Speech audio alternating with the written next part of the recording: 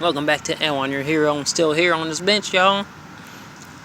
Alright, so another section for y'all. So I prayed to God for movies to watch, and these are movies I was just scrolling around and trying to find on IMDb and all that stuff. And these are the movies what I found: Knowing, War of the Worlds, Adjustment Bureau, Matrix, Lucy, and Interstellar. Now, I'm going to explain what these different movies meant to me. And you know how I do. It's in a spiritual sense, of course. So basically, found Knowing. Knowing was about how the world was going to be destroyed by a solar flare, and all the innocent kids and animals was going to go on this ark and go to a new Earth. Okay, well, we hear about that type of stuff. You know, I don't know if it's hard for me to realize if they went to heaven or if they went to just a new Earth in particular, because they didn't die. They were just taken there. I believed that was a new Earth, where this Earth here is destroyed by, it was a solar flare that burned deep, a mile deep into the Earth's crust. So nothing was going to survive. That's basically what that was. Okay, and War of the Worlds, basically aliens invaded. They invaded through capsules, and then they invaded through lightning strikes and whatnot. That's what they did. And and then what ended up happening was that they started using people to terraform. They was terraforming slow bird. They was terraforming the Earth with human blood and all that nasty stuff. So what happened was that they got sick. They got sick because they drank the water, and there was germs in the water. They got sick because they ate human food. But you see, the thing is that if you living out there and you a multi-dimensional creature and you're going to come to this Earth, you're going to die. Because this place here has so many modified blood cells and chemtrails and all that type of stuff dropping on you. We got so many diseases, H1N1, we got all that stuff going on. And the diseases and the germs and the viruses. And you coming out from outer space, like, you going to die. I'm sorry. You not used to this environment. You don't have any resistances built up over years of impregnation and evolving through the generations. Like, that's it. So that's what that was about. Like, how God of the universe still finds a way to protect you, even if it's the most smallest microscopic thing.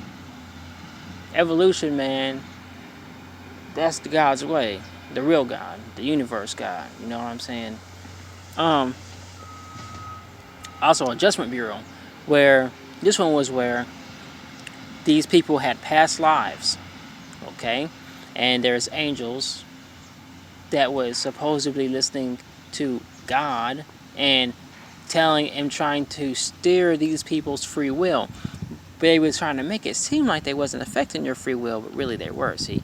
Because when it came to love in Adjustment Bureau, these people made a choice that they was going to love each other. And they've always done that through past lifetimes.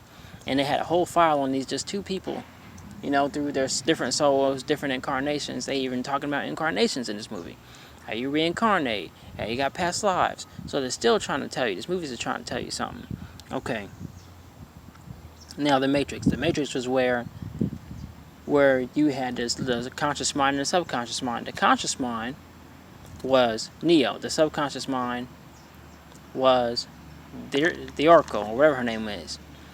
Or the Oracle, or the Erico. I don't know her name. I don't know how to say it, but yeah, the black girl, the black lady who basically gave him milk and cookies. Her. So when Neo wanted out of the Matrix, he had a dream. He had a dream that some weird alien implant, etheric implant, alien implant, It would be an etheric implant, because remember, it was in a dream that he got this implant. Just trying to tell you something. So he got the implant there, and what happened is that he woke up. Next thing you know, he meets these people in the Matrix. He kidnapped them.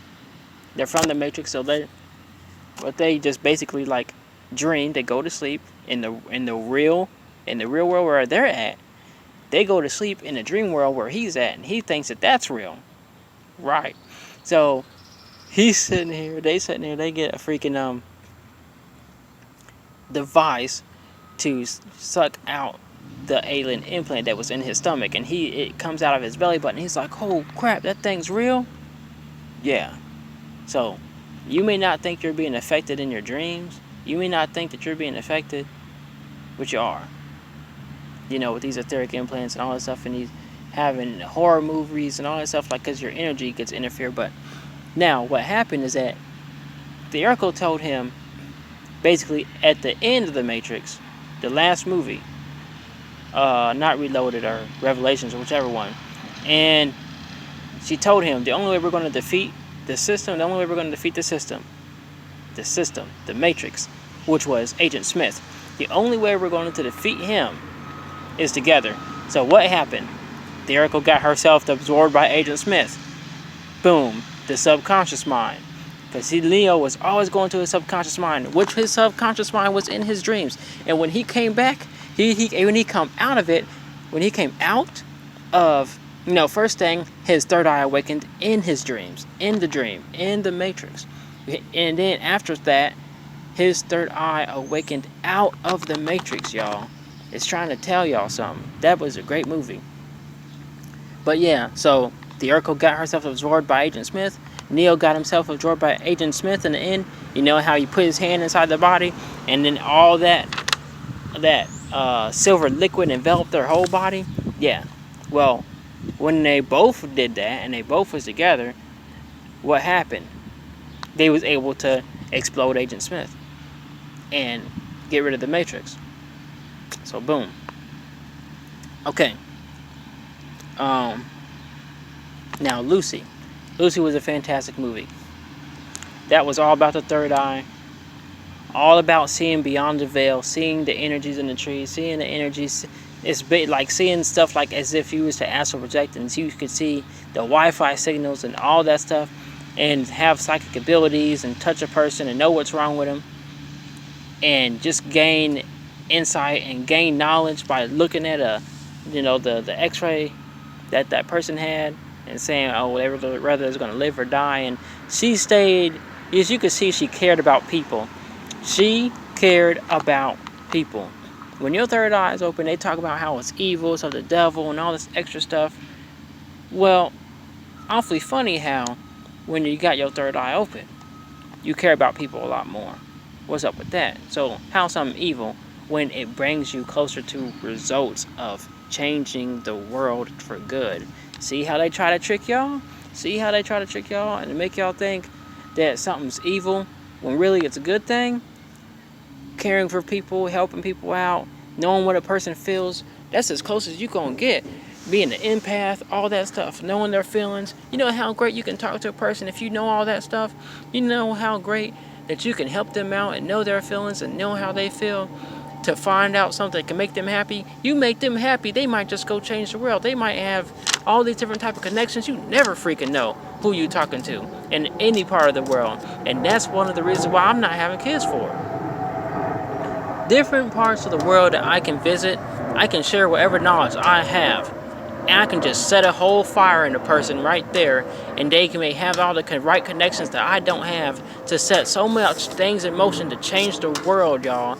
It might take years, or may not even take years. They may have $10 billion just sitting somewhere, and they don't, all this inheritance, and they don't even know what the hell to do with it. When then I tell them, this, and this, or share whatever knowledge I have that they've finally been looking for, whatever knowledge I may give them in different countries, who knows? If I have kids, I cannot do that. I can't go to the different place. I can't save up. I'll be focused on me. I will be selfish. I'm working for selflessness. That's why I'm doing these videos now. I'm trying to change, the way that this world is. into betterment. Change the way people think for better. Change all these fears in people that's throwing out all this fear out here in the consciousness of the world, and get these people and get you guys back into not being fear of nothing, and not to be scared to change things, not to be scared to go out here and make videos and talk to people, to make the world a better place, basically. And you make the world a better place. How do you make the world a better place? By making the people better. That's how. Because without people, the world's just gonna be it. Wait, there's imagine, okay, the world without any humans. Okay, you just got nature. You have the laws of nature: eat, kill, survive, sleep, reproduce. That's all you got, and evolve from climate to climate. That's all you got. How are you gonna make the world a better place without humans? So you gotta make the world a better place. You're gonna have to be a human. That's what I'm saying.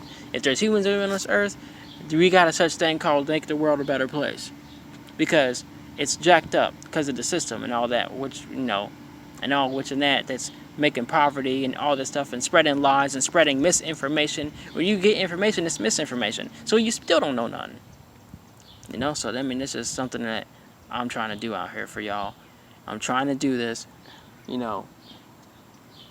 I'm fine with dying without living any type of lineage. I got sisters that's gonna get pregnant, have babies. Okay, the bloodline's gonna continue. They don't need me. They really don't. Okay, y'all. Thanks for. Oh yeah, and I want to talk about Interstellar too. So Interstellar, that was a great movie. I saw that, and it was basically about. They needed to go find a new planet because their planet was dying and they only had a certain amount of time. Well, as they're going through, they had to jump through these different dimensions, like go through, not through a black hole, but like around it.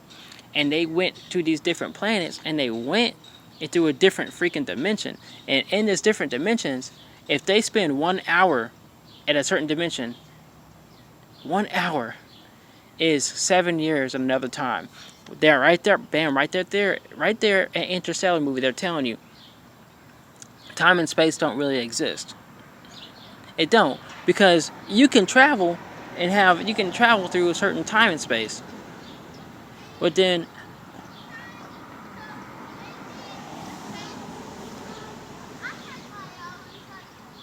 what happens is that you spend 7 hours you spend 1 hour somewhere else, and 7 hours it ends up staying being somewhere else. That's just one of the things. And in Interstellar, he ends up in this part, that's like built by humans and other stuff like that. And his daughter's talking about that she was seeing ghosts or whatnot, but she wasn't really seeing any ghosts. It was really him, in another time and period, which he finally figures out in the end. But thank y'all for watching.